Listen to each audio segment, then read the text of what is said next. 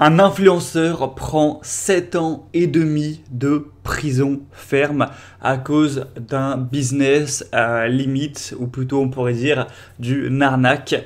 On va en parler aujourd'hui et on va en tirer quelques leçons intéressantes pour le mindset à avoir pour devenir riche lentement. Donc on va lire ça rapidement. L'influenceur PA7 condamné à 7 ans de prison pour une escroquerie aux aides Covid. Donc Paul Anthony alias PA7 incitait ses abonnés sur les réseaux sociaux à monter de fausses entreprises pour toucher des aides de l'État et il prenait une commission sur l'argent public versé. Il vient d'être condamné à de la prison ferme pour escroquerie en bande organisée.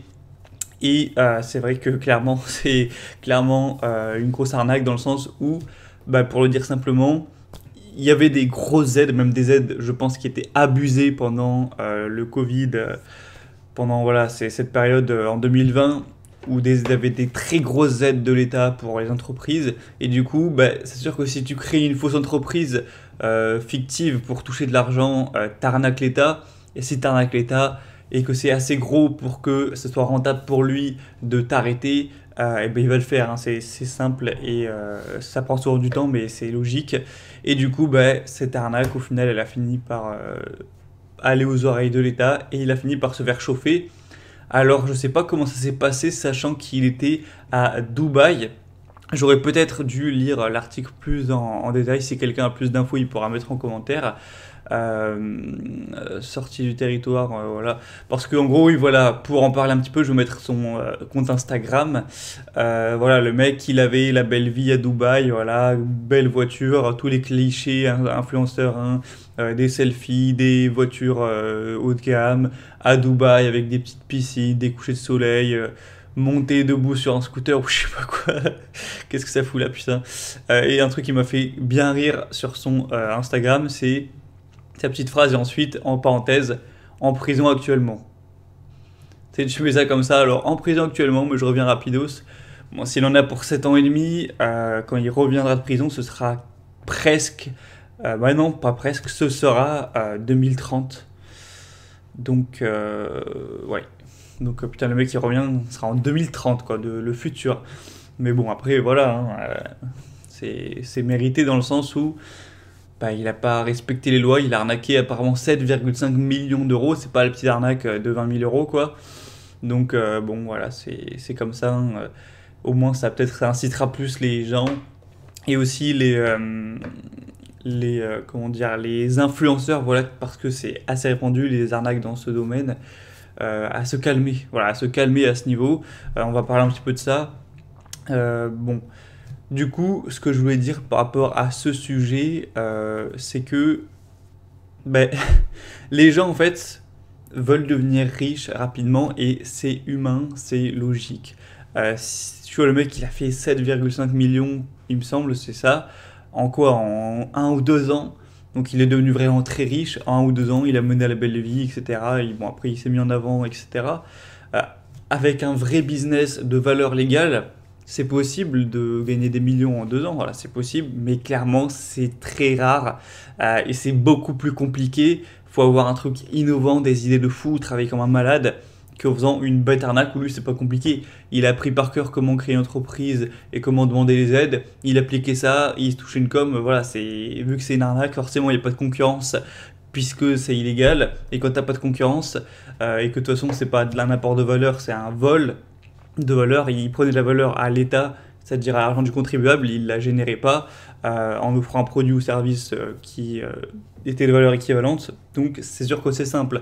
Il y en a plein d'arnaques très connues. Il y avait toutes les arnaques par rapport à les sites de streaming quand tu regardes un truc en streaming et là on te dit ouais Netflix tu dois rentrer ta carte bleue vaut mieux pas la rentrer. Les arnaques avec les trucs CPF obtiens tes offres de formation en fait tu te fais voler ton argent je sais pas quoi. La fameuse arnaque d'un mec africain qui vient de parler sur Facebook qui dit je suis le prince du Congo je sais pas quoi veuillez m'envoyer 100 000 dollars ou des trucs comme ça. Les arnaques avec les femmes, enfin les femmes hein, entre guillemets qui viennent t'aborder sur Facebook, des trucs débiles comme ça. Les arnaques où ça te génère des fausses gemmes sur Clash of Clans ou je sais pas quoi.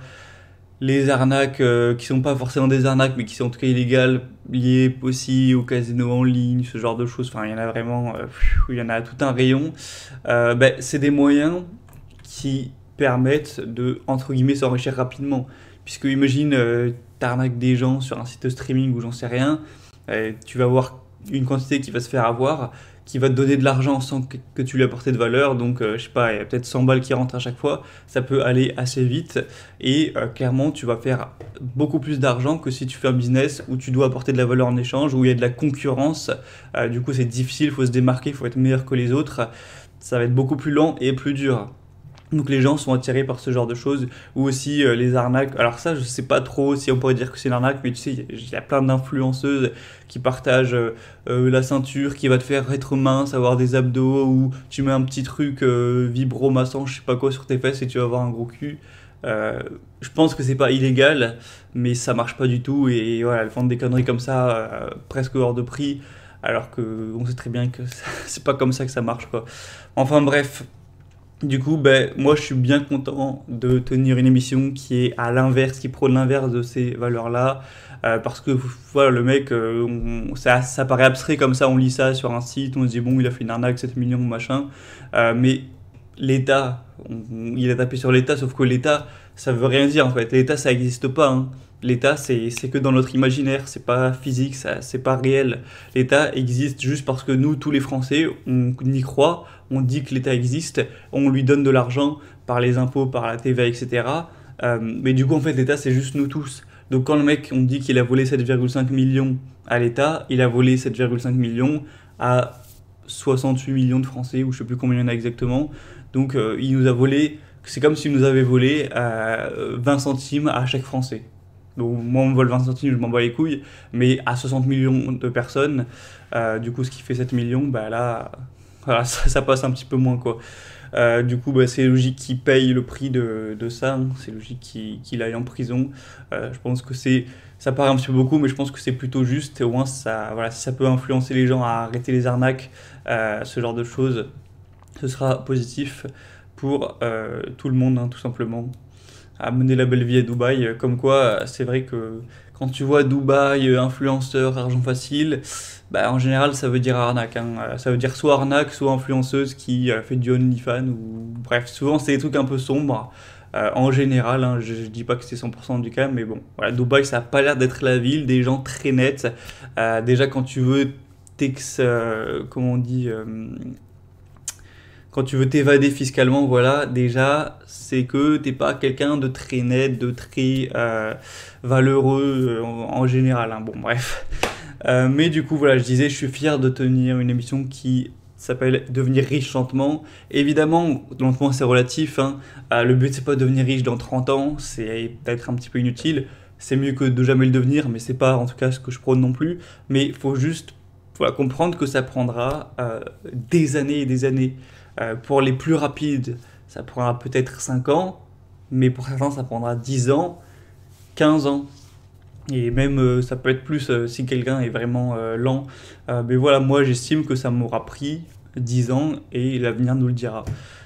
Donc, bref, évitez ce genre de personnages à Dubaï qui te parlent d'argent facile, qui te montrent des belles voitures. Évitons ce genre de conneries. L'argent facile n'existe pas, que ce soit par les investissements, que ce soit par le business, que ce soit par juste le travail, être salarié ou en économisant plus. Voilà, l'argent facile n'existe pas parce que si ça existait, tout le monde le saurait et tout le monde en profiterait.